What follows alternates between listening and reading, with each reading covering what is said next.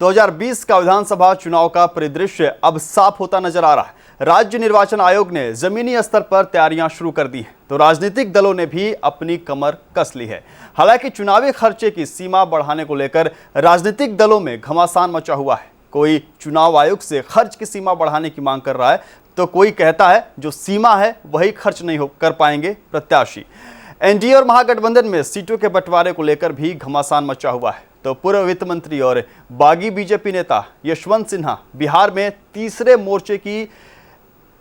मोर्चा खड़ा करने की जुगत में, जन अधिकार पार्टी सुप्रीमो भी अपना जनाधार बढ़ाने में लगे हुए हैं। जाहिर है बिहार चुनावी मोड में आ गया है। देखेंगे इससे जुड़ी तमाम खबरें और जानेंगे अपने संवाददाताओं से जमीनी सच्चाई क्या है। उससे पहले देखते हैं कोरोना काल में होने वाले चुनाव को लेकर आयोग ने क्या गाइडलाइन जारी की है। 21वीं सदी का ये है हाईटेक चुनाव प्रचार का तरीका। नाम है वर्चुअल रैली। बिहार का 2020 चुनाव इस बार इसी इलेक्ट्रॉनिक माध्यम से लड़ा जाएगा। वजह महामारी कोरोना का संक्रमण।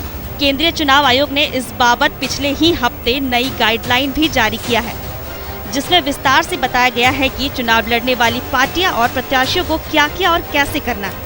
इस बारे में हम आपको आगे विस्तार से बताएंगे। पहले जानते हैं चुनाव आयोग की कई नई गाइडलाइन को लेकर क्या कहना है बिहार की राजनीतिक दलों का। कोरोना के इस चुनौती के दौर में चुनाव आयोग ने सुरक्षित चुनाव कराने के लिए, साथ ही निष्पक्ष एवं स्वतंत्र चुनाव आयोजित करने के लिए जो भी मॉडलिटीज हैं वो उस पर काम किया और आज वो सारे रेगुलेशंस को पब्लिक डोमेन में डाले हैं। गाइडलाइंस को लेकर हमारी पार्टी ने पहले भी कहा कि हम जो भी दिशा निर्देश होंगे भारतीय निर्वाचन आयोग चुनाव के संबंध में जो भी एडवाइजरी और गाइडलाइन जारी करेगा उसका हमारी पार्टी पालन करेगी। कोरोना काल को देखते हुए केंद्रीय चुनाव आयोग ने अपनी ओर से चुनावी तैयारियां शुरू कर दी है। सोमवार को राज्य के मुख्य निर्वाचन अधिकारी ने एक वर्चुअल बैठक की, जिसमें प्रदेश के सभी जिलों के डीएम शामिल हुए। बैठक में नई गाइडलाइन के मुताबिक चुनावी तैयारियों की समीक्षा की गई और जिला अधिकारियों को कई दिशा निर्देश भी दिए गए। 2020 विधानसभा चुनाव को लेकर जो नई गाइडलाइन जारी की गई है वो इस प्रकार है। तय समय पर होंगे बिहार विधानसभा के चुनाव।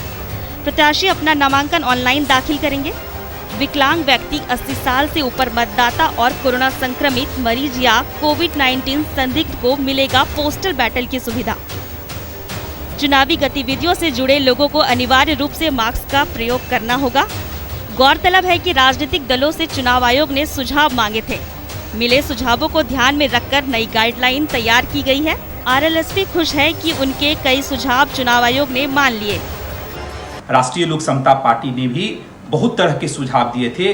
उनमें से बहुत सारे सुझाव को इलेक्शन कमीशन ने अपने गाइडलाइंस में इंक्लूड किया है।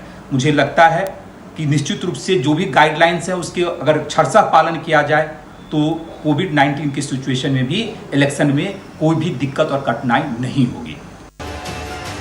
ये तो तय है कि बिहार में 2020 विधानसभा चुनाव तय वक्त पर ही होंगे। राज्य निर्वाचन आयोग ने इसके लिए जमीनी स्तर पर तैयारियां शुरू भी कर दी है। अब बस अधिसूचना जारी होना बाकी है। ऐसे में राजनीतिक दलों को मतदाताओं तक पहुंचाने के लिए सोशल मीडिया के साथ साथ वर्चुअल रैली का भी सहारा लेना पड़ेगा, क्योंकि कोरोना काल में पारंपरिक चुनाव प्रचार संभव नहीं है। पटना से सहारा समय के लिए आशुतोष के साथ ब्यूरो रिपोर्ट।